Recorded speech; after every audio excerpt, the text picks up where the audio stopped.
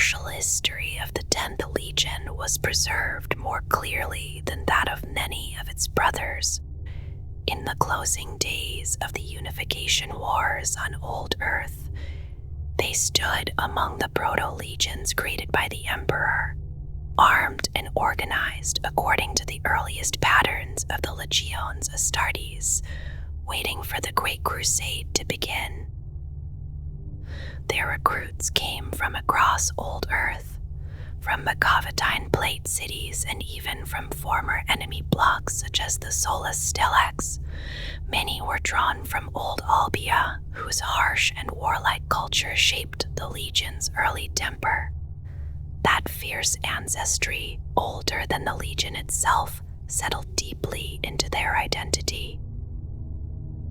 They earned their first honors in the Sol system, battling the mutant Sithers of the Mycan aggregation and destroying the hidden Ly-Ask's enclave beneath the ice of Obereth.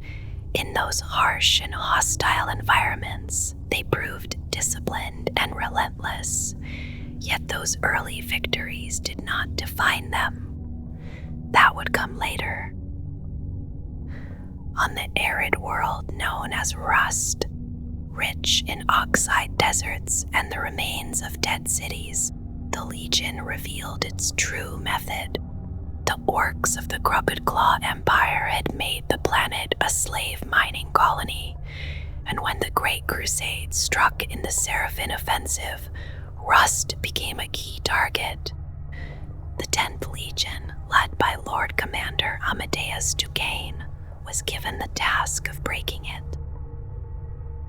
Duquesne's plan was simple and pitiless. The Urshan Velitais were ordered to dig in across the wasteland plain, forming a vast triangular line between the largest orc fortresses.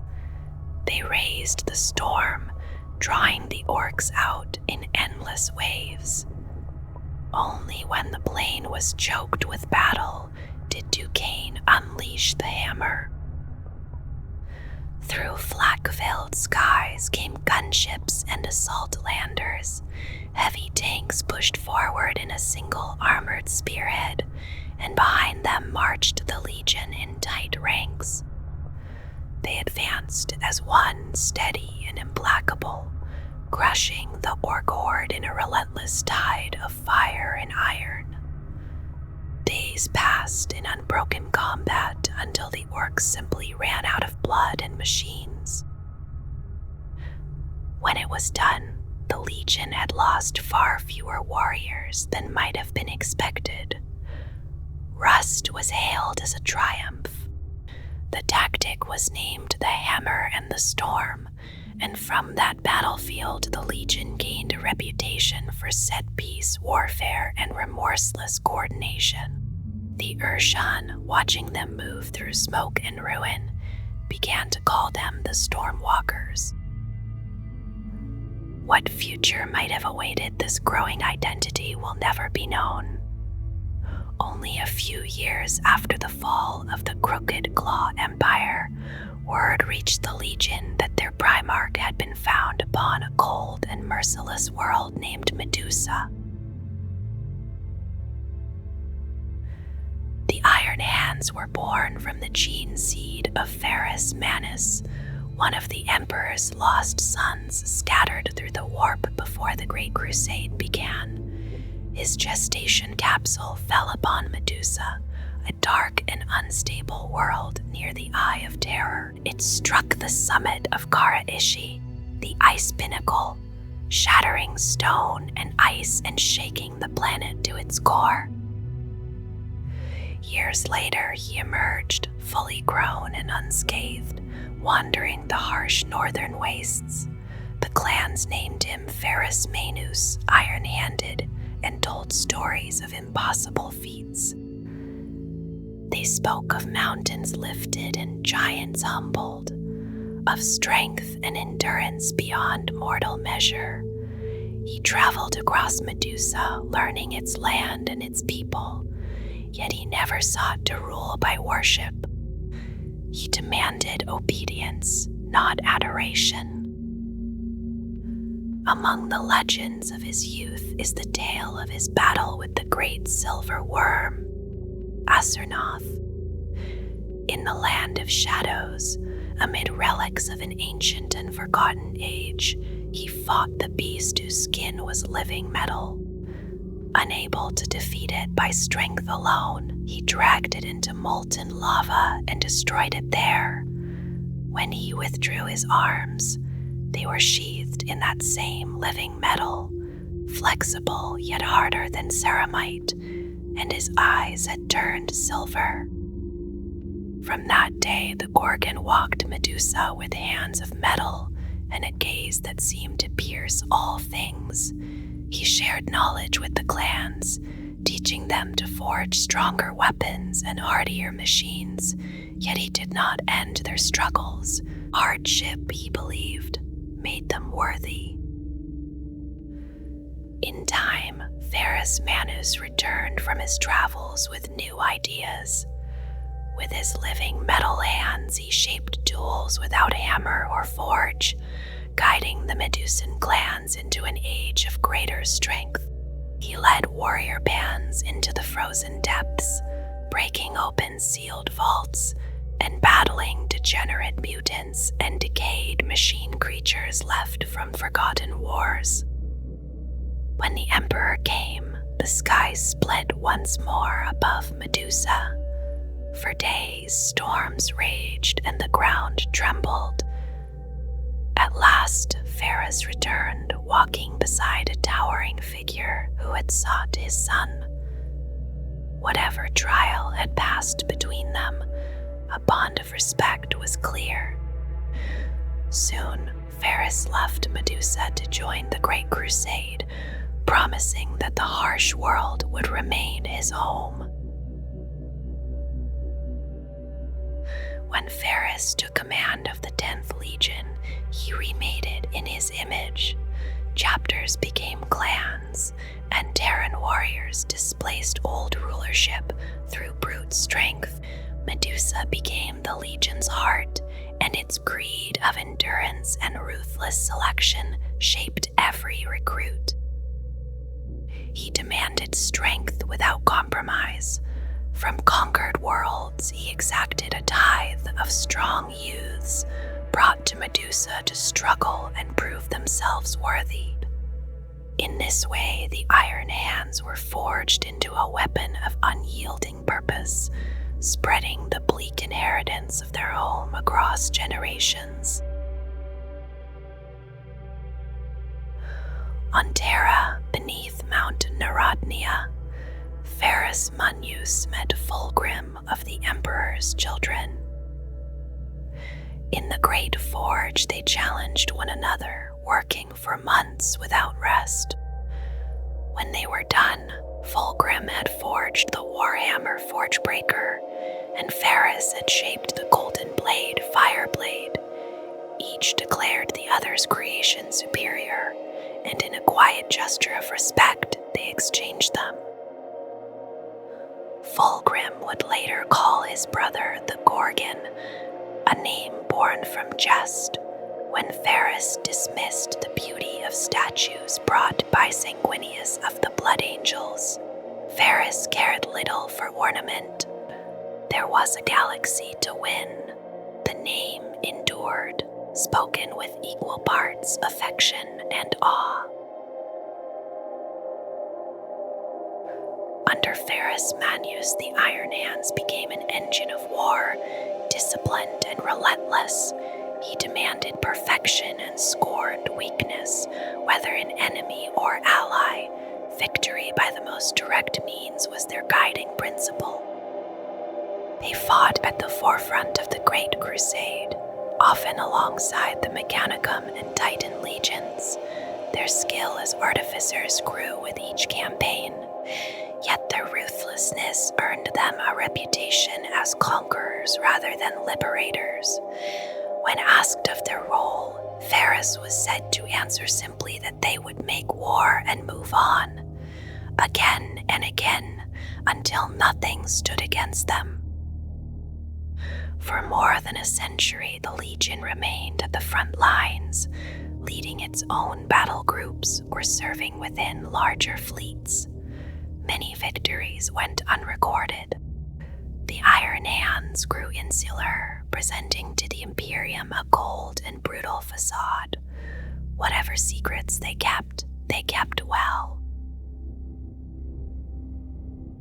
At Ulanor, the Imperium achieved a great triumph over the Orc Empire of Overlord Urlok Uruk.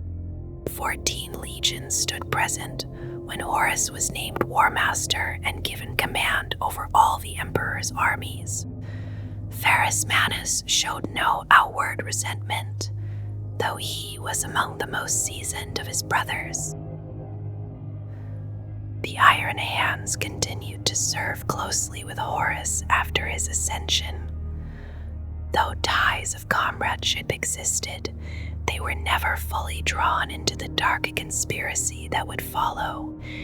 Had they been, the course of history might have changed beyond measure. In the later years of the Great Crusade, the Iron Hands encountered the Diasporex, a nomadic alliance of humans and Xenos, offered a place within the Imperium if they abandoned their alien allies. They refused. The Iron Hands judged them and sought their destruction. The Diasporex fought skillfully in space, even damaging the strike cruiser Ferrum.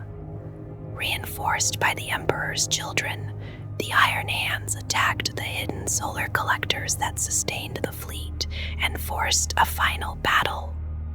When Fulgrim's gunship Firebird faltered under heavy attack, Ferrus Manus brought the battle barge Fist of Iron to his brother's aid. In the aftermath, Fulgrim's pride was wounded, and resentment took root beneath the influence of the lair blade he carried. What had been an act of loyalty and courage began to be seen through darker eyes. And so, even amid victory, seeds of division quietly took hold. When the War Master began his rebellion upon Istvan III, Fulgrim was sent to speak with his oldest friend. He boarded the flagship Fist of Iron, hoping that long years of brotherhood might sway Ferrus Manus to Horus's cause. Their legions had fought side by side, and bonds of trust ran deep. Yet in the quiet chamber of the Anvilarium, those bonds shattered. Ferrus would not turn against the Emperor. Anger flared, weapons were drawn, and the clash of steel echoed where once there had been friendship. Ferrus struck at Fulgrim's blade, and an explosion hurled him into darkness. Fulgrim stood over his fallen brother, torn between duty and memory. Though a demon whispered at his soul, he could not bring himself to kill Ferrus then. Instead, he withdrew, leaving behind the weapon once forged in brotherhood. Outside, his Phoenix Guard moved without hesitation, cutting down the Morlock Terminators who had guarded their Primarch. Soon the guns of the Emperor's children opened fire, and betrayal burned across the void as Fulgrim fled to rejoin Horus. Rage consumed Ferrus when he learned the truth. Alongside the Raven Guard and Salamanders, he answered the Emperor's summons to confront Horus on Istvan V. Drop pods fell like rain into the Urkel Depression, and 3 loyalist legions made planetfall under Ferrus's command. Titans strode through smoke and fire. The air trembled with bolter fire and the roar of engines as brothers fought brothers in a slaughter beyond measure. At first, the traitors bent beneath the assault, yet another wave descended from the northern ridge, their hulls gleaming in the ash-choked sky. These legions had already sworn themselves to chaos. The trap closed slowly, almost gently. Ferrus pressed forward, driven by fury and the need to face Fulgrim once more. Through shattered defenses he advanced, Morlocks at his side, until the two Primarchs stood within sight of one another, knowing that only one would leave that field alive. Ferrus mocked Fulgrim for siding with Horus, certain that victory was near and that reinforcements would crush the rebellion. Fulgrim only shook his head and pointed toward the northern ridge. There, a vast force stood ready, larger than the first wave that had made planetfall. In that moment, the truth settled over the battlefield like ash. A flare rose from Horus's fortress, burning red against the sky. Guns thundered as the so-called allies turned their weapons upon the Salamanders and Raven Guard. Bolter fire tore through unsuspecting ranks. The retreating forces of the War Master wheeled about and struck the Iron Hands from within. What had been hope became annihilation. Amid the carnage, Ferrus and Fulgrim met in earnest. Fireblade clashed against Forgebreaker, weapons once made in brotherhood, now driven by hatred. They traded blow for blow, armor splitting and sparks flying into the smoke. Ferrus struck hard, yet Fulgrim drew forth the demon blade taken from the temple of the lair. Power surged through him as chaos lent its strength. Wounded and reeling, Ferrus reached once more for his sword. Fulgrim hesitated, seeing the depth of his own fall, yet the blade would not release him. It moved as if alive. With a single terrible stroke, the daemon's sword severed the head of the Primarch of the Iron Hands. Ferrus Manus fell upon the blasted ground, slain by his brother's hand. A few Iron Hands escaped the trap, but their legion was broken in body and spirit. In the years that followed, legends grew around their lost Primarch. Some claimed his body was taken, others that it was restored in secret, yet none could offer proof. The Iron Hands refused to accept his death. They carried their bitterness home to Medusa, where grief hardened into cold resolve, and the memory of Istvan V became a wound that would never truly close. Over the next 8 standard years, the heresy burned across the stars. Horus carried the war to Terra itself, yet the siege of the Imperial Palace ended in his death. The Emperor, mortally wounded, was placed within the Golden Throne. What remained of the Imperium was scarred and dim, its former splendor blackened by betrayal. Yet even in ruin, there was strength enough for vengeance.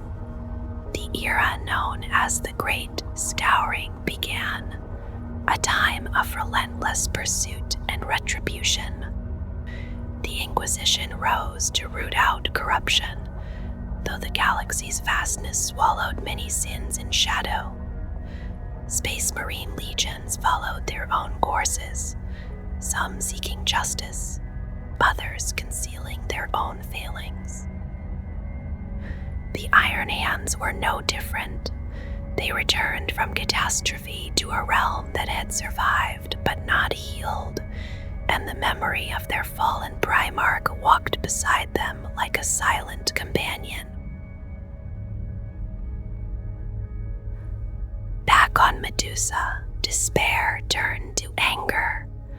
The Iron Hands gathered their clans and Iron Fathers and formed a council to rule in place of their lost Primarch. No single voice would command them again. The Iron Council would decide their path, In a long conclave remembered as the Tempering, they wrestled with grief and fury, seeking a course guided not by rage but by logic.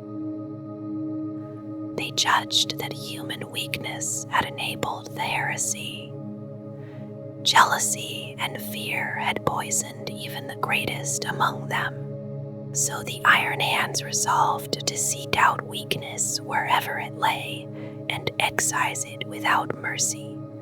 Flesh would no longer be trusted, steel would be their guide. In alliance with the Adeptus Mechanicus, they deepened bonds of iron and knowledge. The voice of Mars took a place upon the council. Cybernetic augmentation became not merely practical but sacred, a mark of strength. To be interred within a dreadnought shell was the highest honor, a continuation of service in steel. Yet even in their devotion to the machine, there were forbidden paths. Secrets such as the keys of hell were locked away, remnants of ancient sciences too perilous to unleash. Some whispered that after Ferrus's death, certain among them began to question those old prohibitions. In the darkness that followed, the line between strength and damnation grew thin. After the decrees of the Tempering, the second founding reshaped the legions. In accordance with the Codex Astartes, they were divided into smaller chapters. The surviving companies of the old legion were apportioned among the Iron Hands and their successors, while 10 great clans remained upon Medusa. Each new chapter bore the gene seed of its parent, later isolated and maintained by the Adeptus Mechanicus. These were called successor chapters, born from those who had first served the Emperor. From that division onward, the Imperium sought to keep the number of chapters near 1,000, each a fragment of a once greater whole. In the centuries that followed, the Iron Hands stood vigilant. During the pale wasting of the 34th millennium, Clan Raukon and others answered Mars's call to guard the quarantine around the forge world of Chromicus Beta. Their strike cruisers hung silent in the void, watching for any vessel that might breach the cordon.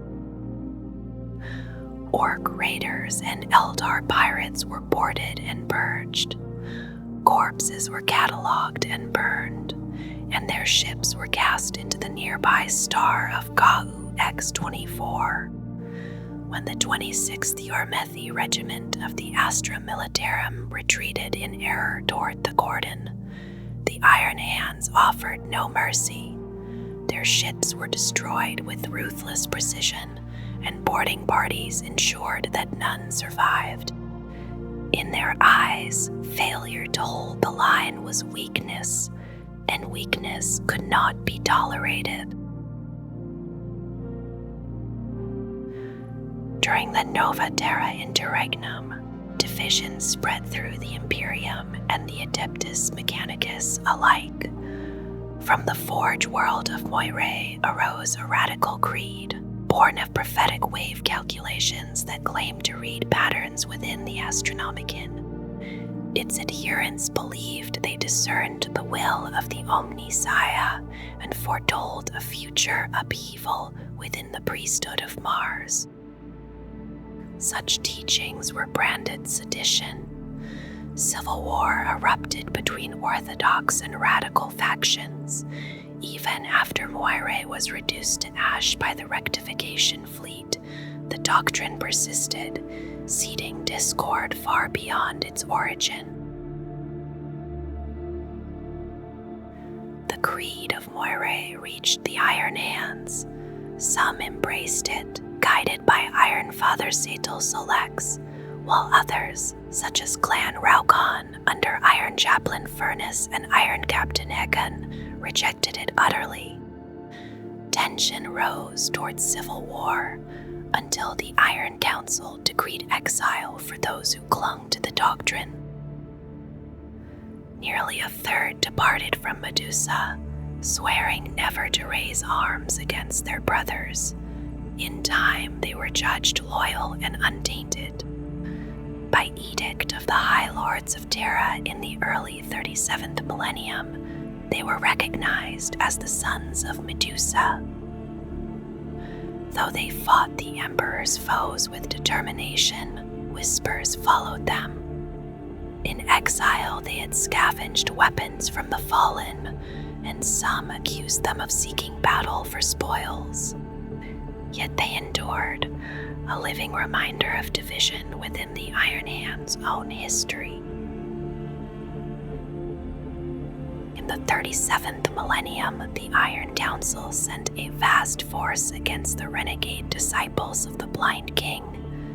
Clan Raukan marched beside 4 other companies, quelling uprisings across many worlds.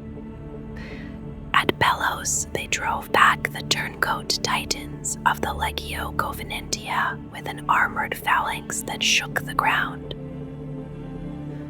Behind this display lay debate within the council. Some wondered whether the Auxillia tech priests, who saw humanity as flawed before the Omnissiah, might hold a fragment of truth. Iron Father Taharmos of Clan Raukan denounced such thoughts, yet in years to come, his own clan would face bitter trial. In 460 of the 41st millennium, more than 800 Iron Hands descended upon Gaudinia Prime under Iron Father Christos. There, a demon called the Sapphire King revealed itself, born from the psychic echo of Ferrus Manus' death. It fed upon the Iron Hands' repressed emotions, tempting them toward corruption.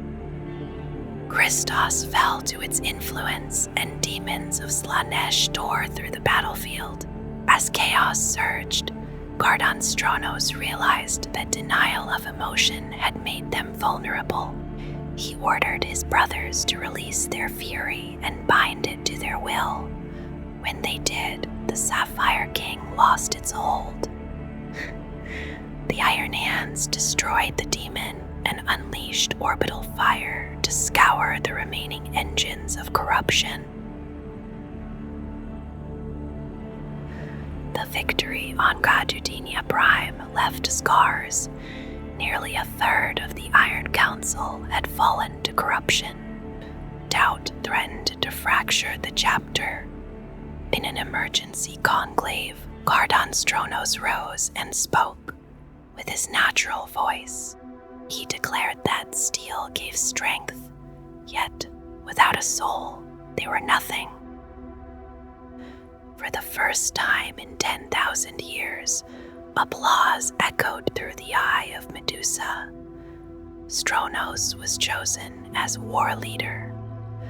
Change came slowly, but the Iron Hands began to temper logic with controlled emotion. Librarians and chaplains gained greater standing, and on the battlefield wrath was no longer entirely chained. As the galaxy darkened, the Iron Council watched allies fall and questioned the path ahead. Though victories were won, certainty faded. At last they declared a new conclave, the Grand Calculation, to determine the chapter's future. The memory of their Primarch and the changes wrought by Stronos weighed heavily upon them as they prepared to decide where their strength would be spent. A war greater than any before now engulfs the Imperium. The Iron Council seeks not to scatter its strength, but to weigh every threat with care.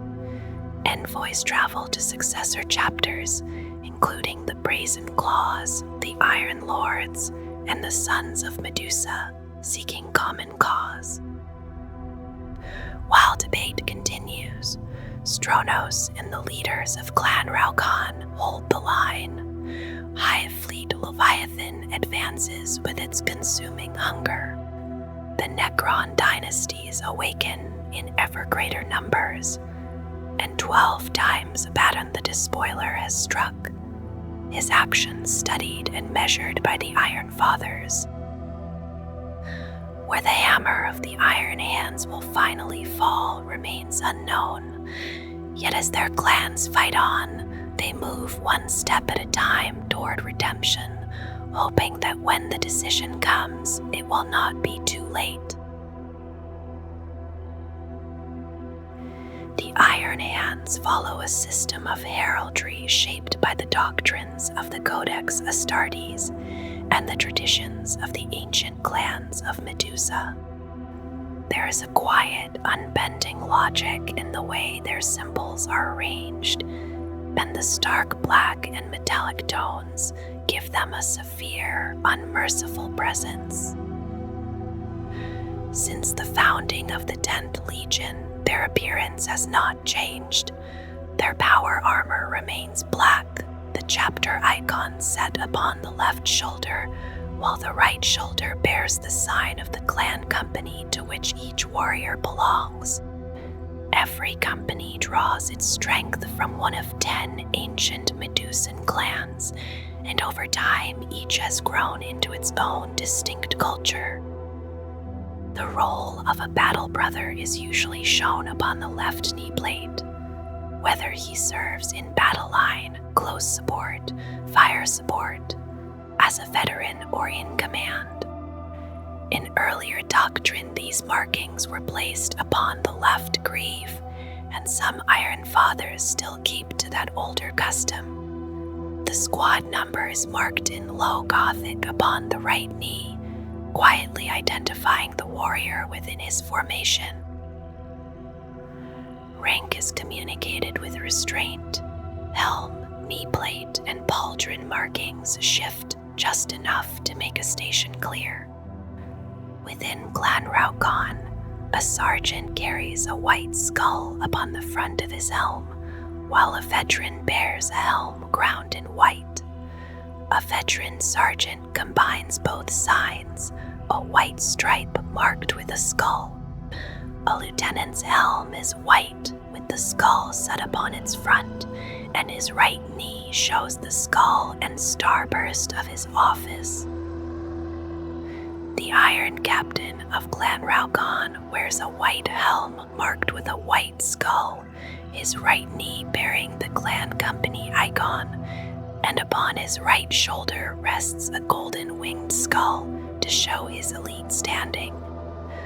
Apothecaries are unmistakable, their entire right arm and shoulder guard painted white, their backpack the same, and a white stripe running down the front of the helm. The badge of the chapter is simple and unmistakable. An iron gauntlet stands as its symbol, a quiet reminder of Ferrus Manus and his metal-covered hands.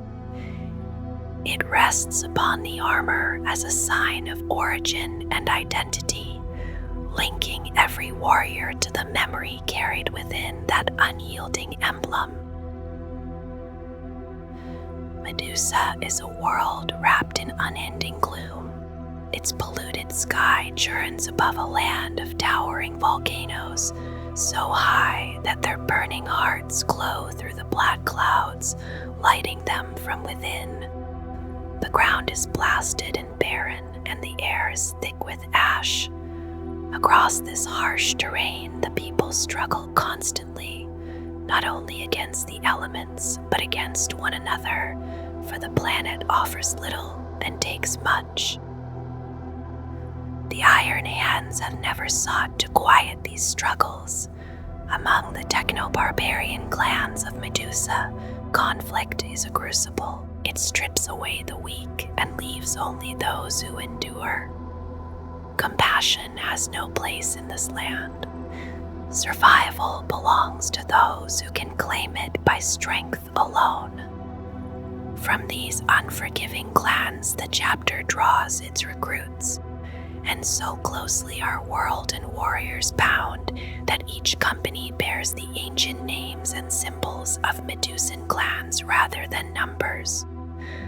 The planet, its people, and the chapter are inseparable. Great mountain chains rise above the scarred land, and countless volcanoes pierce the darkened sky like gateways to something infernal. At the poles, the cold is savage and biting.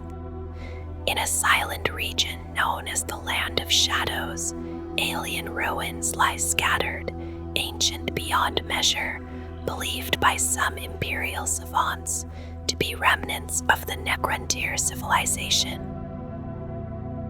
There stands also Kara Ishi, the ice pinnacle, where the gestation capsule of the newborn Primarch Ferrus Manus crashed when he first fell to Medusa.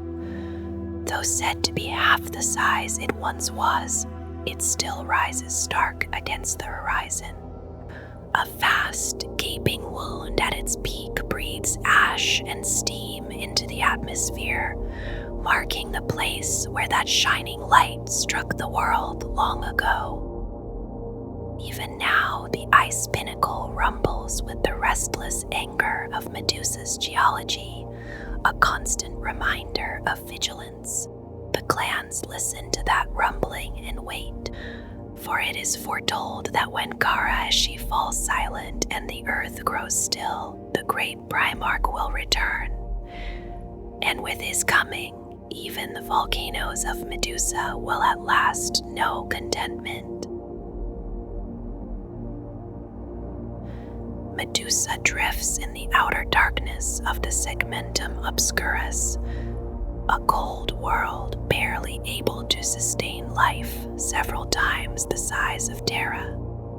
It is the fourth planet orbiting a supergiant star, once recorded in ancient Terran astrocartographic charts as Sthenelus.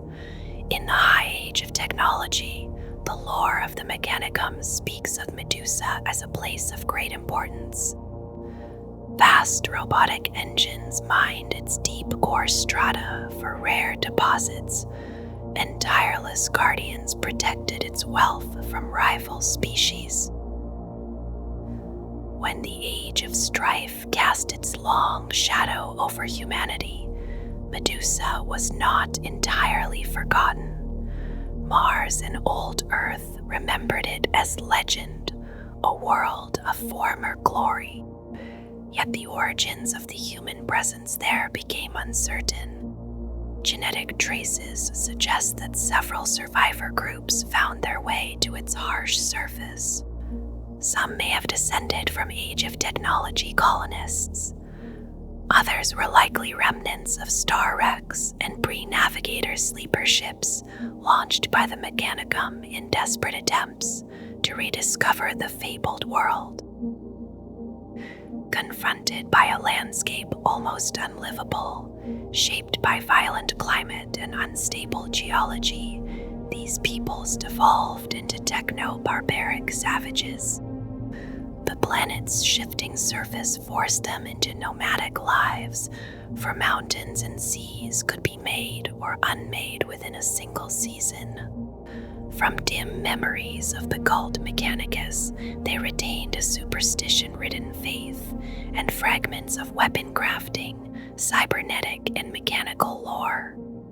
Beyond that, civilization faded into the simplest hunter-gatherer existence.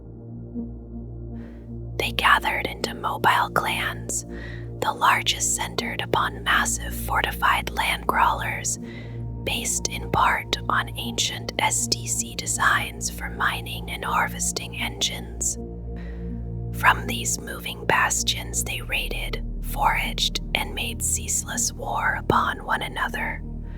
Survival was a relentless struggle. They were slavers and killers, hardened by a world that offered no mercy. When the Imperial expeditionary fleets of the Great Crusade pushed beyond the Segmentum Solar and followed the warp tides into the unknown, Medusa stood high among their goals, though its precise location had grown uncertain. A lone Mechanicum warp runner, far ahead of the main fleets, broke from the Empyrean into the Sthenelus system and beheld a grim sight. The inner sphere of the system lay strewn with the debris of shattered void ships and fractured planetoids, silent and cold. Around Medusa itself hung the broken remains of the Telstarax, the colossal orbital ring that once encircled the planet to lift its riches into space. Now it was a tortured ruin, much of it fallen back upon the world with catastrophic force. As the warp runner advanced, dangers closed in. Ionic squalls flared without warning. Ancient mines and autonomous weapon systems, long neglected yet still deadly, stirred within the debris fields. Though wounded, the vessel pressed onward, drawn by the legend of Medusa. From close orbit, it scanned through the thick atmosphere, casting the harsh glare of its aspects upon the surface below. The world appeared almost lifeless, shaken by near-constant tectonic instability. Beneath sheets of ice and tundra lay the worm-cored remains of exhausted mines. The land bore immense scars and impact craters, whether from the fallen Telstarax or some older bombardment it could not determine. Yet there were signals, ghosts of Fox traffic in half-familiar tongues, and distorted tech-cant codes whispered through the void. Auguries detected scattered heat blooms from crude but massive thermic reactors within enormous machines crawling across the broken lands. Within those machines flickered the faint etheric signatures of human life.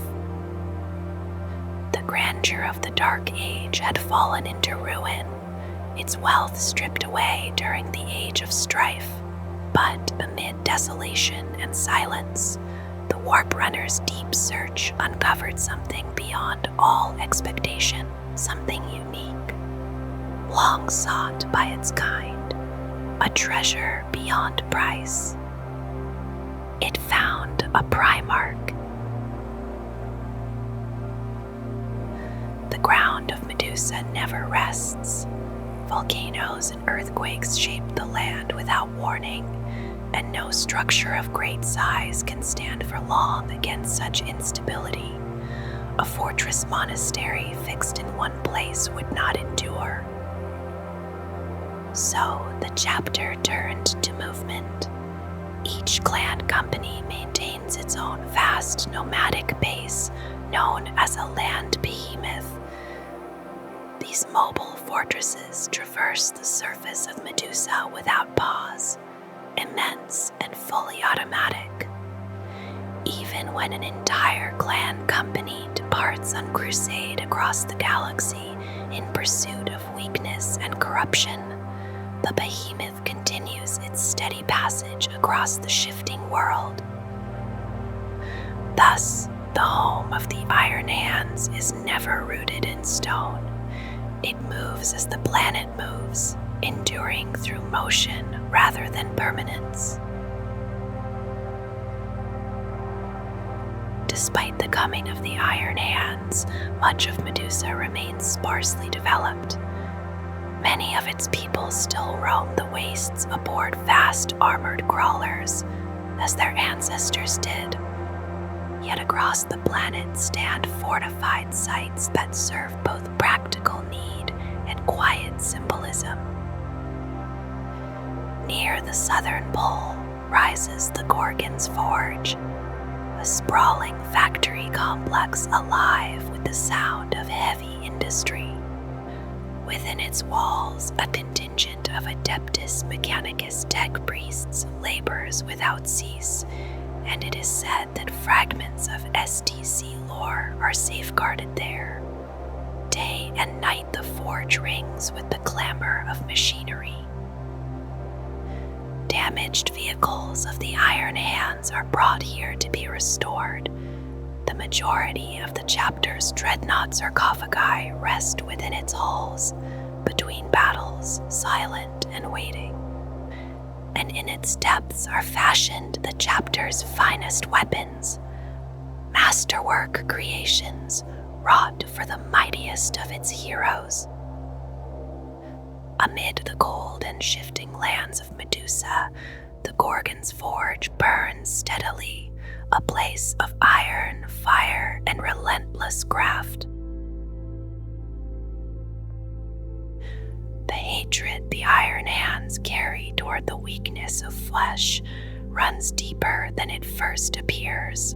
Beneath it lies a quiet, persistent fear of their own physical form. As each Space Marine of the chapter grows older and more seasoned, that fear does not fade. It strengthens. With time, it leads them toward ever more extreme mechanizations of their bodies, as though metal might silence what flesh cannot. Many within the Adeptus Mechanicus believe the source of this fear lies in a flaw within the chapter's gene seed, a flaw that arose sometime after the death of their Primarch on Istvan V. Whatever its origin, it seems to be controlled, or at least dulled, by the mechanical augmentations the Iron Hands so willingly embrace. Yet despite all their alterations, they remain human. However augmented they may be, they still share the full range of blessings and curses that define that state. Among those curses are conditions in which a healthy individual turns harm upon himself. A person may neglect his own body until it wastes away, or cut into his flesh without cause, or long to remove limbs that bear no wound. The image he sees of himself is distorted, and others cannot truly grasp what he perceives when he looks within. The body of a Space Marine stands as the most perfect human form ever created, supported by every augmatic aid known to the Adeptus Mechanicus. Nothing in humanity compares to it in strength or capability. It is difficult to imagine what degree of mental trauma would compel one so gifted to mutilate that perfection, to surrender gene-forged heritage and replace it with cold machinery. The priests of the machine cult take ordinary flesh and seek to improve upon it. They strive to become more than what they were born as. The Iron Hands, by contrast, begin from a state already near perfection. They cannot meaningfully improve upon it, and yet they amputate their own limbs, exchanging them for metal, aspiring to something closer to machine than man. They do this because they fear their flesh. In the quiet mirror of the mind, they see something they cannot accept. With each passing year of service as Astartes, this condition deepens. Some battle brothers recognize it as a flaw. Others never do. In time, the compulsion claims them all.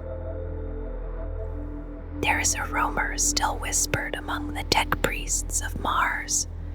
It tells that their Primarch knew of this weakness and wished to purge it. Scrolls were said to exist, written in the hand of Ferrus Manus, speaking clearly of the matter. No one can say if those scrolls were genuine. Even if his intent was true, his death came long before such a cure could be achieved. The Iron Hands no longer trust in their gene-wrought perfection. They do not see the universe as most of humanity does. When an Imperial ally counsels caution, urging restraint, the protection of flanks, or the conservation of strength, the Iron Hands perceive only weakness.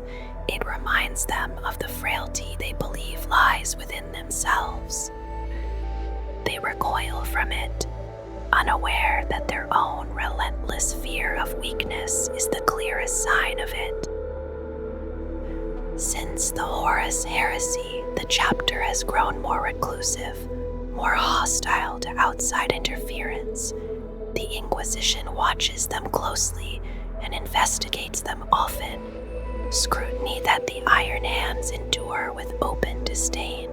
And yet, the Inquisition shows little outward alarm at their many deviations from standard Adeptus Astartes and Imperial practice. Aberrations have been identified, but no action has followed. Their continued existence is seen as useful, a potential lever to enforce compliance if ever required. Above all, their effectiveness as defenders of the Imperium remains unquestioned.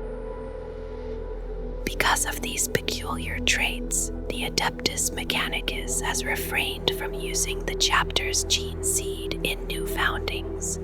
Only a few successor chapters have emerged in the long centuries since the Horus Heresy. When the genetic curse manifests within a battle brother, it unfolds gradually. At first, he develops a deep disdain for his own flesh, viewing it as a hindrance. He may scar or punish the biological parts of himself, finding brief relief in pain. As the condition advances, a cold fury takes hold. His natural ruthlessness intensifies, and he must exert tremendous willpower when confronted by an enemy or anything he judges as weak. If he fails, his anger spills outward in feuds, confrontations, or open violence. In its final stage, there is no tolerance left at all. All Iron Hands despise weakness, but now that hatred becomes absolute. The afflicted battle brother seeks to remove any perceived source of frailty. In extreme cases, he may refuse to fight beside allied forces such as the Astra Militarum, or even turn against mortal allies in open conflict. And so the chapter endures, caught between flesh and steel, fearing the very humanity that still lives within them. During the Great Crusade and the Horus Heresy in the late 30th and early 31st millennia, the Iron Hands were known as masters of engines of war.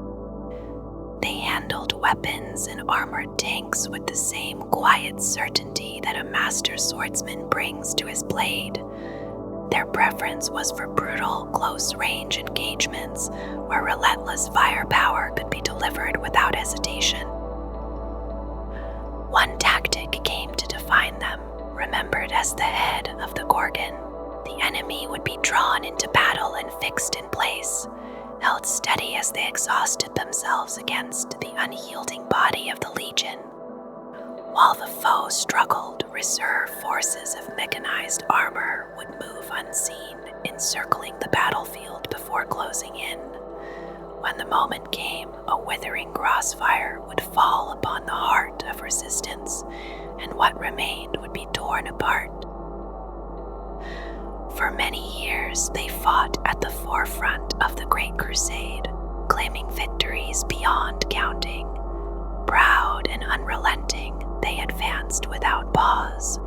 Yet to some, they seemed distant, even inhuman, as cold and efficient as the machines they wielded with such devastating skill. In the late 41st millennium, the Iron Hands carried within them a deep hatred of weakness and corruption. That belief shaped every aspect of their doctrine, and it extended even to their own bodies. Organic flesh, no matter how enhanced, could be broken or tempted by chaos. So they sought to remove perceived faults through cybernetic replacement, trading frailty for steel. To many among them, the machine was the ideal.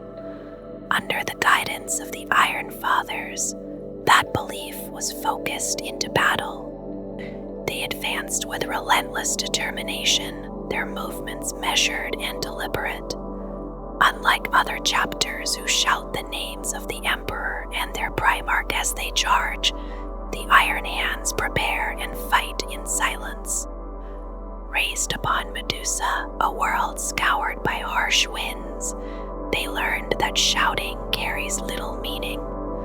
Their communications remain clear for essential signals, and when they go to war, the only constant sound is the low hum of power armor.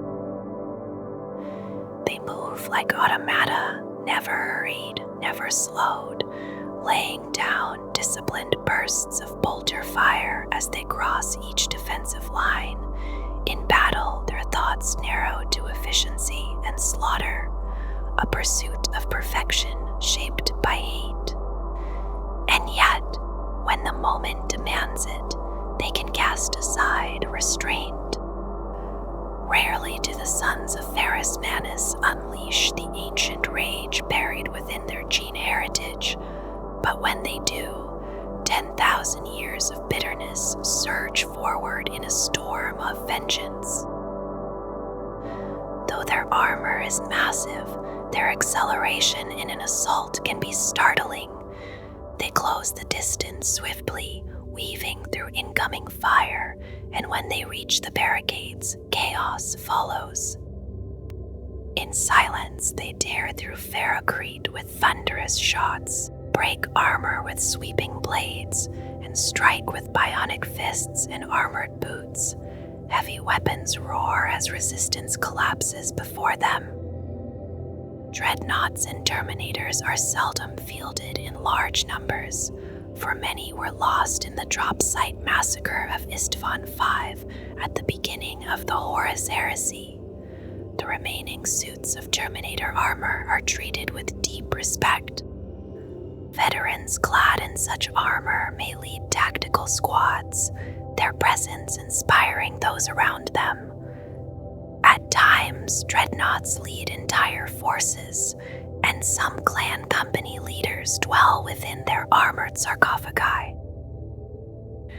Their close ties to the Adeptus Mechanicus and their devotion to bionic replacement are viewed with suspicion by other chapters and by Imperial Adepta, such as the Inquisition and the Ecclesiarchy. Yet the Iron Hands march to war surrounded by engines and battle tanks, each clan company maintaining its own revered armory. To crew a war machine is an honor, to merge heartbeat with engine thrum and let gunfire speak in place of a war cry. Every battle brother bears augmentation. Even the newest initiate has replaced his left hand with an iron-sheathed gauntlet, a sign of acceptance. Over time, further enhancements follow, hidden beneath armor, strengthening body and shaping tactics.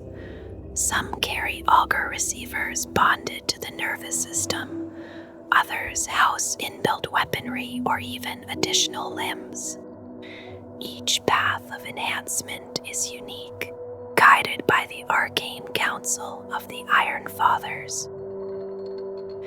Their belief in overwhelming methodical force predates the Horus Heresy, and since the tempering, it has grown even more severe.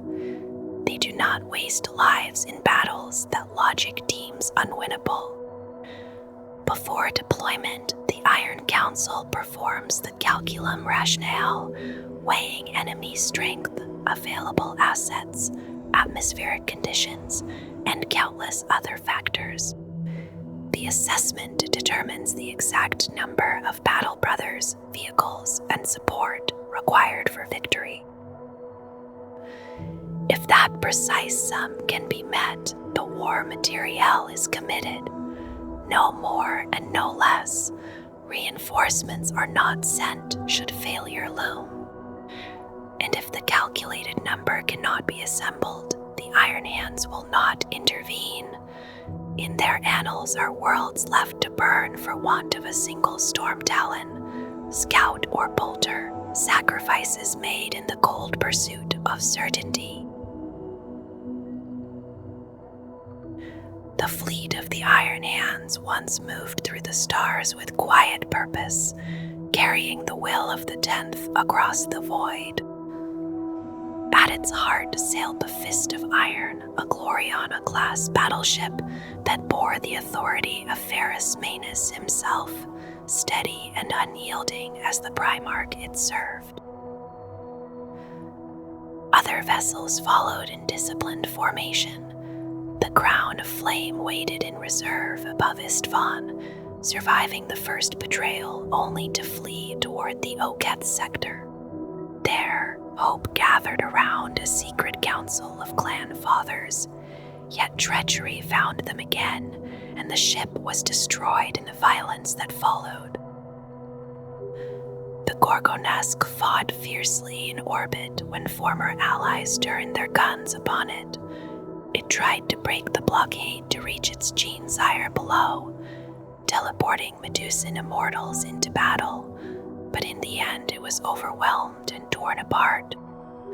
The Master of Iron was captured during the massacre and later used as bait, luring loyal survivors into a deadly trap before vanishing into uncertainty. Some ships never returned from earlier wars. Metellus, Heart of Gold, Iron Dream, and Medusa's Glory were lost during the compliance against the Diasporex, while the Ferrum served faithfully for more than a century and a half. Its captain proud of the crew that carried it through the Great Crusade. The Obstinate and the Ironside fought free of the chaos at Istvan and slipped into open space. For weeks they evaded pursuit, gathering in the Oketh sector where Shadrach Medusan would later wage a quiet, relentless campaign across the Segmentum Obscurus. The Thetis endured as well, forged in the shipyards of Mars's Ring of Iron, its hammerhead brow and inner furnaces making it feel less like a ship and more like a drifting forge city. After Ferrus Manus fell, it became home to those who turned to the forbidden keys of hell, its holds filled with cryo-chambers where resurrected warriors waited in cold silence. Elsewhere, vessels like the Winter's Oath were boarded and conquered. Above Istvan, their final fate uncertain, the Daedalus sought to gather splintered remnants of the Legion, though under whose authority it acted remains unclear. Strike cruisers such as the Ajax, Armorum Ferris, and the Bane of Ozernoth carried the struggle onward, some fighting until they were no longer void-worthy, others escaping to continue the war in shadows. Through fire and betrayal, the fleet endured in fragments, each hull bearing scars of the same terrible memory. The Iron Heart once stood as the flagship of Shadrach Medusan, respected and resolute before the skies of Istvan ignited with betrayal. When the guns turned upon former allies, it fought its way clear of the vast orbital battle and slipped into the dark. Weeks later, it reached the Oketh sector, only to find the clan council slain and their vessel drifting in silence. From that moment, Medusan gathered the scattered survivors and led a patient campaign against isolated worlds, shipyards, and convoys across the Segmentum Obscurus. Its ultimate fate remains uncertain, shadowed by conflicting records of another ship bearing the same name, later revealed to be crewed by the Alpha Legion and destroyed in a one-sided clash with the Sisyphrium. The Sisypheum itself had carried wounded survivors from Istvan under Captain Ulrach Bronthen. Despite grievous injuries, it struck back with careful hit-and-run raids, keeping the memory of Ferrus Manus alive in every quiet assault. Other vessels continued their paths through war and loss. The Kala served as flagship for Clan Raugon during the purge of the Conqual subsector. The Omnissiah's might is remembered simply by name, while the glory of victory sailed during the era of the Great Crusade and the Horus Heresy. Among them, the Veritas Verum bears one of the darkest tales. Damaged during the ambush on Kallinetis, it arrived at Istvan only to be caught in the massacre. It recovered survivors from the surface under relentless fire and escaped into the warp, later fighting as part of the Shattered Legions. At the death world of Bythos, it was claimed by the demon Medeil, twisted into a vast and terrible demon ship with organic jaws and eyes.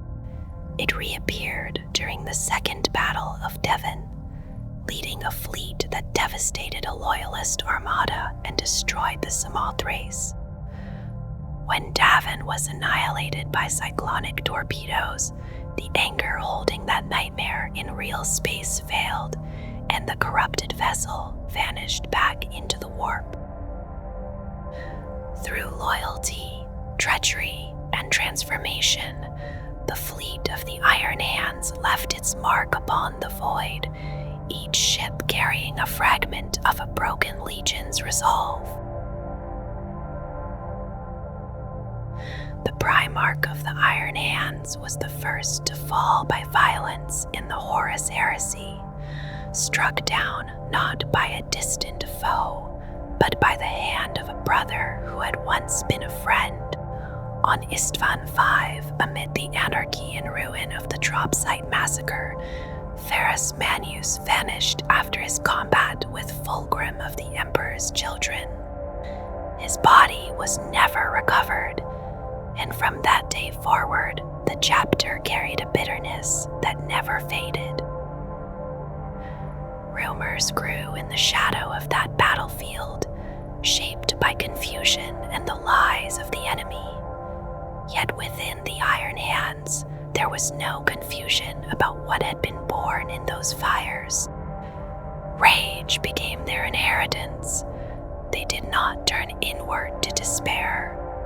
Instead, they chose hate, and from that hate, they forged a creed. They came to despise weakness in every form, especially within themselves. To them, organic flesh is frail, even in a transhuman space marine. Age, disease, and limitation cling to living tissue, so they cut it away. From the moment a neophyte is initiated, his left hand is removed and replaced with a bionic prosthesis. The ritual recalls Ferrus Manus and the tale of his hands encased in living metal after his battle with the great serpent of Medusa. Some initiates sever their own hands, others thrust them into the searing lava of Medusa's volcanoes, enduring the agony as the flesh burns away, marking the first stone in a wall of hate. Pain becomes a lesson. Many battle brothers scourge their remaining flesh, carving scars into what is left of their biological inheritance. As augmetics replace limb after limb, organ after organ, the living body shrinks. Scar tissue gathers where skin once was. Only when even these last remnants are gone does physical pain lose its meaning. For though their implants may feel, they do not truly suffer. Over centuries, an Iron Hand grows more resentful of his own flesh. He may come to hate it as if it were a soiled garment forced upon him.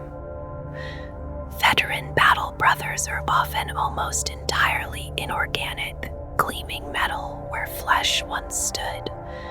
Some officers retain little more than a brain and a few vital organs. It is whispered among imperial scholars that the oldest survivors may be nothing but a human brain sealed within ceramite armor. To outsiders, such transformation can seem like blasphemy. The discarded organs were once sacred gifts drawn from the genomes of the Emperor and the Primarchs. Yet the Iron Hands see strength in this severance. Many of their leaders are eventually entombed within the sarcophagus of a dreadnought, an honor and a path to command. Some believe this relentless rejection of flesh is a corruption within their gene seed, and the Legion sired only a few successor chapters clearly tied to Ferrus Manus. Whatever the cause, their resolve does not falter. Across the centuries, the enemies of the Imperium have learned that the Iron Hands do not waver, and they do not forgive. Long service among the Iron Hands is still marked by skull studs, yet in recent years another sign has come to hold deeper meaning. It is called the Forgechain. This augmetic takes the form of artificial vertebrae set along the spine, each linked by intricate neural relays. Steel is placed quite literally within the battle brother's back. When a warrior is accepted into a new clan company, a vertebra is torn free and replaced, marking the bond. Each company forges its own links from chosen materials, binding identity and allegiance into metal. Clan Darvok shapes the first vertebra for its newly blooded scouts from plain, unadorned steel.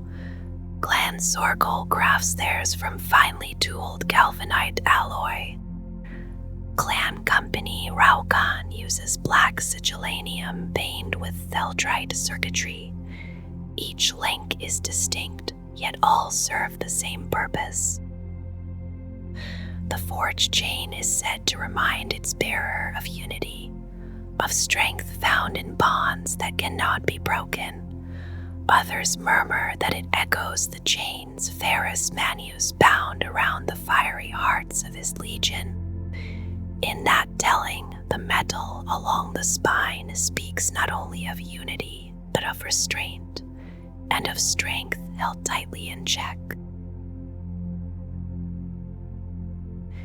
There is a singular honor among the Iron Hands known as the Blessing of Iron. It is granted to those who have served the Imperium with unwavering diligence. To receive it is to draw closer to the machine god. The chosen brother undergoes multiple cybernetic replacements, surrendering more of his flesh. With each replacement, the frailty of his flesh personality diminishes. He becomes more machine in thought and bearing, more like a servitor in aspect, stripped of what they deem the lingering weaknesses of organic mind and form. In this way, devotion is measured in metal. In the 41st millennium, within the Jericho Reach, an Adeptus Mechanicus mechrite named Calum Oros sent a troubling report. He claimed to have witnessed possible Tech-Heresy among Iron Hands Astartes, fighting in the Celebos war zone of the Achilles Crusade. Oros spoke of terrifying biomechanical behemoths, fusing man and machine into living weapons unleashed against the Stigmartis hordes in the Agoros salient. These constructs fought beside the Iron Hands and bore their heraldry upon their hulls. He described the burnt wreckage of another such engine. a weapon-studded vehicle that he believed had been animated by the essence of a battle brother who had shed every trace of biological heritage, driven onward by little more than pure hate and rage. His words did not find favor. Archmagos Synth ordered monotask servitors and a secutor to the war zone to retrieve Oros, judging him corrupted and in need of adjustment. The truth of his claims remains uncorroborated, lingering like a quiet echo in the vast machinery of the Imperium. Among the Iron Hands, the mastery of bionics runs deep. It is not uncommon for a warrior to surrender even an uninjured limb, exchanging flesh for cold precision in pursuit of greater strength, swifter motion, or endurance that does not falter. At the height of this craft stand the Artificer Bionics, the finest expressions of cybernetic art available to the forces of the Imperium. Tradition carries weight within the chapter, and the axe of Medusa has long rested in the care of the Iron Council, bestowed upon the chosen war leader as a mark of office. For more than 3 centuries it has been borne by Cardan Stronos, striking with relentless certainty in battle. Yet there are moments when he places it into another's hands, granting it as a sign of favor and trust for a mission of great importance.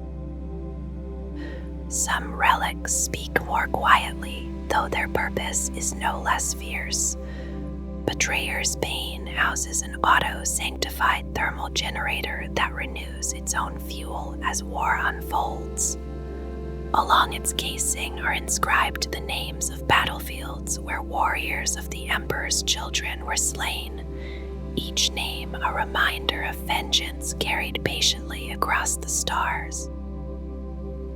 There are enhancements that merge seamlessly with the body.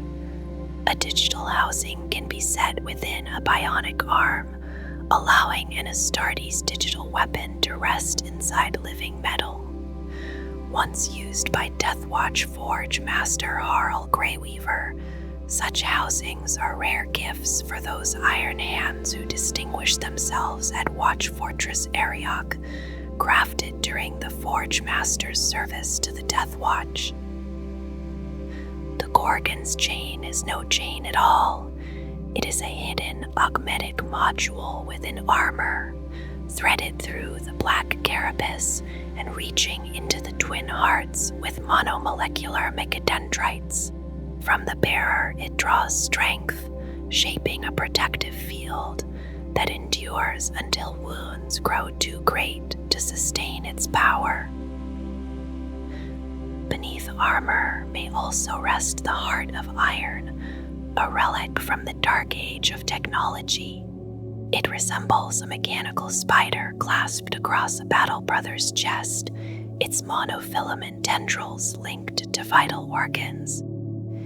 It keeps twin hearts beating through even the most terrible injuries, though in time it quietly drains the vitality it strives to preserve. The Iron Stone waits cold and still, mat clamped to the gorget, drawing energy from the armor that feeds it. Within its shell, clusters of machine spirits slowly awaken. When a nearby vehicle suffers damage, those Magos-class spirits surge outward, entering the wounded machine and knitting harm closed with swift precision. There are weapons shaped not only by metal, but by mind. The Mindforge stave, formed with gene-keyed psychocircuitry, bears a rudimentary machine spirit awareness. Through ancient techno-sorcery now lost, it binds to one gifted with psychic mastery and cybernetic augmentation. The epistolary Lidris took it up when it was discovered, and it has remained with him ever since. In battle, battle, it channels the power of thought into white-hot blows that cast foes from their feet or crush them utterly. Iron Father Erastus, who marched with the Oculus Crusade into the Jericho Reach, carried with him knowledge earned over a long life. Among his refinements was the recoil baffling, a careful union of compensation servos and suspensor cushions that steadies rapid-fire weapons and makes them easier to wield on the move. Faced with the looming threat of High Fleet Dagon, he chose to share this craft with the Death Watch, believing they alone could stand before the Great Devourer. And upon a warrior's head may rest the tempered helm, within which a savant possessor filters the chaos of battle into ordered sermons of strategy. It grants a clarity that feels almost omnipotent, and it allows its wearer to override Vox signals and targeting augurs with his own command. In that moment, control flows outward from him, steady and absolute, as the war moves according to his will. The Iron Hands Legion was shaped by a mind that valued order, calculation, and control. Under Ferrus Manus, it became a force built from deliberate divisions, each part strong on its own, and stronger still when joined to the whole. At first glance, it appeared structured like other legions, yet its nature was different. It was not a single flowing hierarchy, nor a perfectly rational system bound by strict doctrine. Instead, it was composed of interlocking components, each self-contained, each bound to its immediate superiors and to its own purpose. Companies formed in the expected way, yet beyond them stood the orders. Each order carried its own command, its own support, its own ships and armory, assembled for a specific campaign. Within an order, companies were arranged so that every function blended into a single unified force. Each order was expected to achieve its task alone. Pride and honor allowed no alternative. Above this structure stood the clans, patterned after the feudal traditions of Medusa. They were more than simple formations. Each clan was a pocket legion, self-sufficient and fiercely independent, ruled by a chieftain or Iron Lord granted authority by the Primarch himself. Rivalry flowed between them, not as weakness, but as fuel. Glory, resources, and favor were earned, never given. Authority within the legion was absolute. A shield centurion held life and death over his company. An iron captain commanded with the same final power within an order. An Iron Lord ruled his clan without appeal.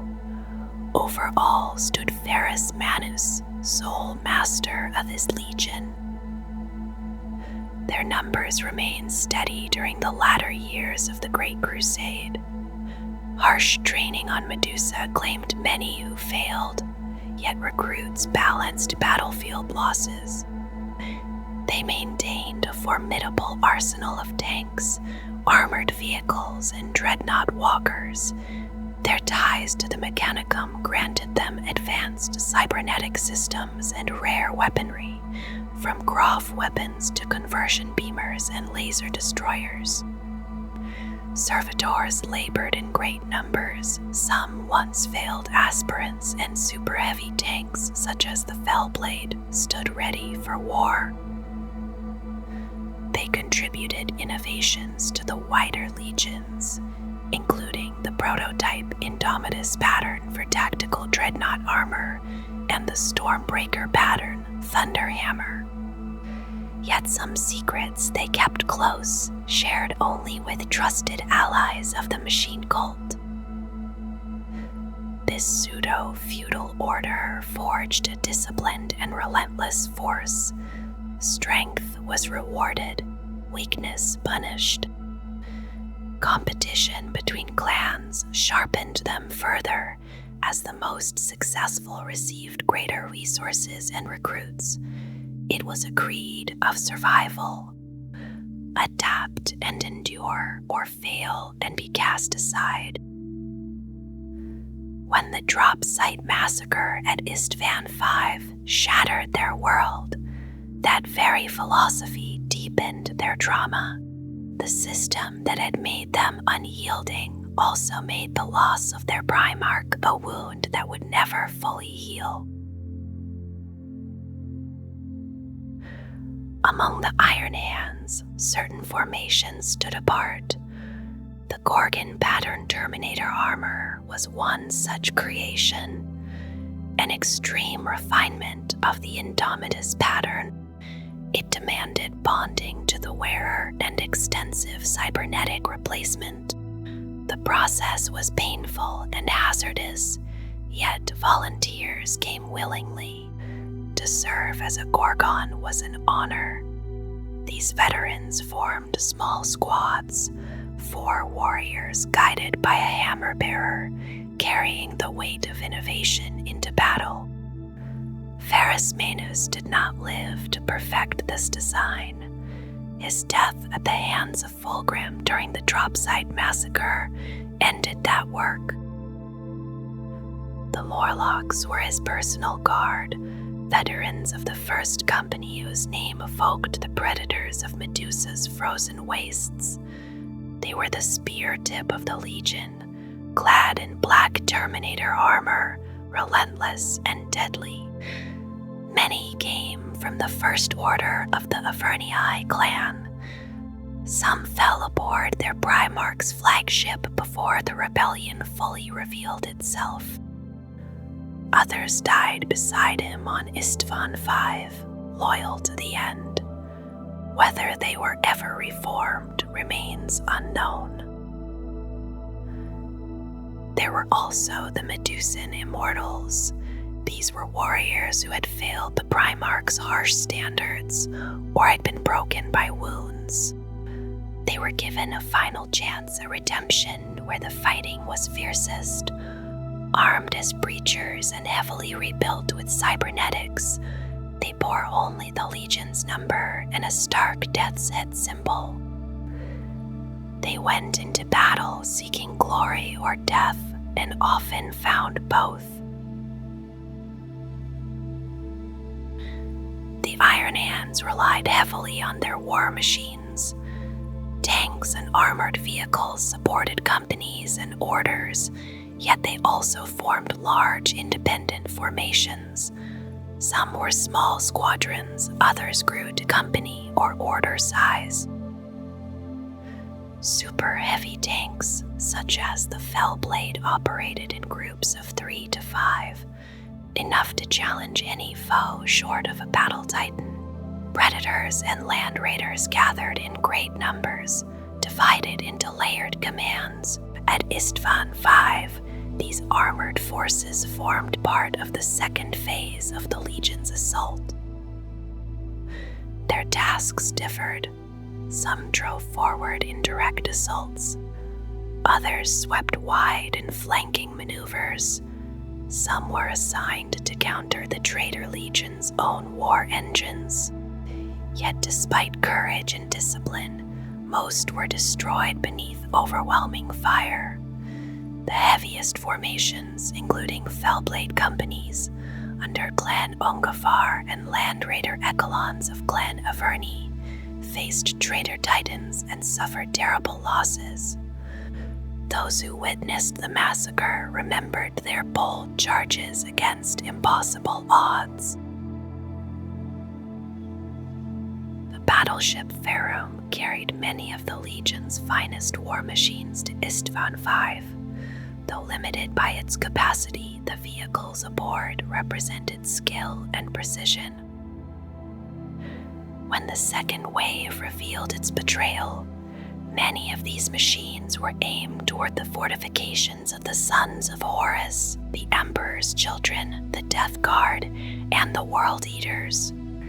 Their less protected rears faced the guns of the Word Bearers, the Night Lords, and especially the Iron Warriors. In the opening moments of treachery, bombardment from behind brought staggering losses. Even so, the crews fought on. Some held their ground so that infantry could escape into the wilderness. Others gave their lives in the attempt. The courage of those moments did not change the outcome, but it endured in memory. Every available air and suborbital asset joined the drop at Istvan 5. From the Faerûn came Thunderhawks and Caestus assault rams, vessels that served as gunships and transports alike. As betrayal unfolded, these aircraft worked without hesitation. Some launched repeated strafing runs, others attempted evacuation once their ammunition was spent. A few turned themselves into weapons, crashing into dense concentrations of enemy forces.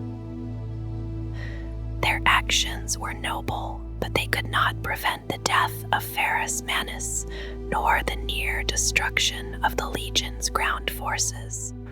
The sky above the battlefield bore witness to sacrifice that changed nothing, yet meant everything to those who fought below.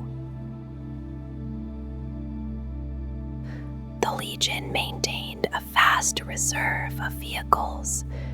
Many older designs once common in the Imperial Army were made obsolete by new discoveries. Some awaited assignment to a clan. Others stood ready for campaigns requiring greater numbers than a clan possessed. Crews for the Istvan drop were drawn from many sources and assembled aboard the Faerûn. Though circumstances were unusual, they fought with honor. One Baneblade, commanded by a sergeant, was struck by a Titan-class weapon. Its turret was shattered and its command crew slain. In the chaos, a Legion serf took control and kept the tank fighting for 11 standard minutes before World Eater's infantry overran it. None survived, but the stand was remembered. At the beginning of the Horus Heresy, the Iron Hands were estimated at just over 113,000 Astartes. Their fleet counted around 100 capital vessels. Though mid-tier in numbers, their war gear and supplies made them far more formidable than numbers alone suggested. Around 2/3 of the Legion formed the 52nd Expeditionary Fleet under Ferrus Manus. When news of the Istvan atrocity reached them, the Primarch's wrath drove him ahead with an elite cadre from the Avernii clan. They were annihilated at the drop site massacre. Many more ships followed into the trap, and tens of thousands were lost. Yet survivors remained, more than in some other shattered legions, as forces elsewhere had not answered the call in time. Those who lived were scattered and broken. On Medusa, clans gathered an Iron Council and hastened recruitment from stored gene seed to rebuild. Some units rejected this authority and pursued vengeance alone. Rumors spoke of forbidden powers, though these claims were denied. Others cast aside their colors entirely and went renegade. In the years that followed, under the Medusan faction's guidance, the Legion returned to the war during the Horus Heresy and the Great Scouring. Their strikes were devastating on distant worlds. But they were no longer whole. They fought on as a shadow of what they had once been. In the early years of the 31st millennium, after the fires of the Horus Heresy had begun to fade, the warriors of the ravaged Iron Hands Legion were divided. During the second founding, they split into 4 separate chapters. 3 departed from Medusa forever, among them the Red Talons and the Brazen Claws, seeking distant worlds where they would raise their own fortress-monasteries beneath unfamiliar stars. The 4th successor remained upon Medusa, keeping the ancient name and heraldry of the 10th Legion. From that moment, the Iron Hands slowly began to change. Though they accepted the wisdom of the Codex Astartes, their structure reflected the harsh, nomadic culture of Medusa's clans, from whom all their warriors were drawn. Over time, contact between the successor chapters diminished, as each grew more insular. Bonds with other first founding chapters also waned, especially after the terrible defeat at Istvan V, a wound that deepened their isolation and hardened their resolve. The drop site massacre on Istvan V left the Iron Hands grievously diminished. Many of their dreadnoughts were lost, along with much of their precious Terminator armor. What remained became sacred relics, especially the towering dreadnoughts, which embodied the union of flesh and machine, the chapter so revered. For a time, it was whispered that only a handful of dreadnoughts still endured. Whether truth or myth, such scarcity shaped their ways. Rather than deploy large squads of Terminators, the Iron Hands often placed the armor upon clan officers and veteran sergeants, allowing its presence to inspire many rather than a few. Yet the chapter did not stand diminished for long. When they march to war now, they do so beside a multitude of armored vehicles and battle tanks. Each clan maintains its own armory, filled with revered engines and Centurion warsuits. To crew such a machine is considered a profound honor. Through bionic implants, Battle Brothers merge their senses with steel and circuitry, their heartbeats echoing as engine thunder, their cries of war blending with the roar of heavy guns. When Ferrus Manus fell, the Iron Hands chose never again to place their fate in the hands of a single leader. Upon their return to Medusa, the Iron Captains and the most revered warriors formed a collective body known as the Iron Council, also called the Great Clan Council, or simply the Clan Council. Those who sat upon it became the Iron Fathers, and they have guided the chapter ever since. Each of the 10 clan companies sends a representative, and though there is no chapter master, one Iron Father may be elected as war leader for a single year, chosen by the votes of his peers. Some among the council are ancient dreadnoughts, long freed from mortal flesh. The Iron Hands see this shared leadership as strength, believing that no one warrior should be allowed to lead them astray. They gather within a vast armored vault beneath Medusa's surface, a chamber known as the Eye of Medusa. 41 Iron Fathers must always sit upon the council, one for each iron peak of their world.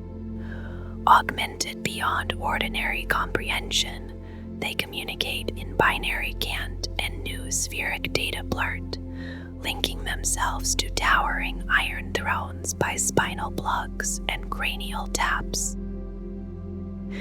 Though debate may pass in silence through data streams, every decree must be spoken aloud in Old Medusan and inscribed upon tablets of iron glass.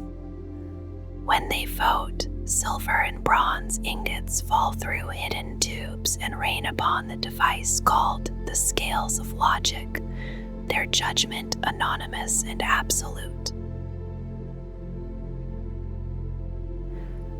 The Iron Hands are divided into 10 clan companies, each 100 warriors strong, each a brotherhood unto itself. Though they follow the broad structure laid down in the Codex Astartes, they bear not simple numbers but the honored names of Medusa's great clans, whose carved faces still watch from the storm-lashed Velgarthi mountains. It was Ferrus Manus who insisted his companies carry these names so his sons would remember their origins among mortal men. After his death, the Iron Council preserved this tradition, believing identity to be a strength not easily surrendered. Every warrior who joins a new company leaves his former allegiance behind and becomes wholly of his adopted clan. They are driven by a deep scar, the memory of their Primarchs' fall at Istvan V. Some believe it was unrestrained fury that led to his doom, and so the Iron Hands strive for logic and mechanical precision, burying emotion beneath discipline and steel. Yet contradictions remain. They reject weakness, but hold fiercely to ritual and tradition. These clan companies operate as independent forces, sometimes even clashing in minor skirmishes to test one another's strength. They recruit from Medusa's nomadic clans and travel as crusaders across the stars. There is no permanent Fortress-Monastery upon their unstable world. Instead, each clan commands vast land behemoths, mobile bastions maintained by tireless servitors, traversing Medusa's shifting terrain in patient vigilance. Each clan carries its own legacy. Clan Gersak once struck a decisive blow against the Necron dynasty of the Crimson King, guided by Iron Father Garden Stronos, whose refusal to retreat shattered the enemy's command. Clan Raukan endured grievous losses at the Scarvus ambush, later fighting through corruption and betrayal before standing firm in the Battle of Medusa during the 13th Black Crusade. Clan Gargoyle is led by a venerable dreadnought, renowned for strategies mapped to inevitable ends. Clan Harmek guards the ancient technologies of Medusa, serving as relic guard within the Gorgon's forge. Clan Sorgol protects the ever-shifting Medusan reach, seldom at full strength. Clan Borgos, shaped by old transgressions, serves as a reserve force often deployed in fragments. Clan Morlog embodies calculated perfection in close support, delivering single, flawless strikes rather than reckless fury. Clan Vergon fights with precision fire, its temper disciplined by augmented control. And Clan Darvuk shapes new recruits, demanding that fear and anger be suppressed beneath cold logic before a warrior may rise. Together they form the living structure of the chapter, distinct yet bound by shared doctrine. During the campaign in subsector Conqual, Clan Raukan fielded a force that revealed the autonomy of a single clan. 136 firstborn Space Marines were divided among 11 claves, supported by a vast number of mortal auxiliaries drawn from Medusa. 5 starships bore them to war, including the strike cruiser Kala. Within the clan command stood Lord Clan Commander Arvin Routh, attended by Terminators, Apothecaries, and Iron Father, Tech Marines, and Librarians. Veteran and tactical claves advanced with disciplined resolve, while assault squads fought alongside armored engines, reading the intentions of machine spirits in battle's heat. Devastator squads maintained ancient grievances, their fire directed with unrelenting purpose. Scouts learned their trade in measured silence. 7 dreadnoughts strode to war with them, supported by a Thunderhawk gunship and a small complement of armored vehicles. Even a single clan company could thus wage a formidable campaign, self-contained and relentless. The Iron Hands maintain a librarium of powerful psychers, disciplined minds trained to master the warp without yielding to it. They reinforce their will as if it were adamantium, standing apart yet vigilant among their brothers. Their duty is not only to wield psychic power, but to safeguard purity. They record every sign of genetic deviancy and oversee strict rites of screening and cleansing for those exposed to psychic strain or the corruption of chaos.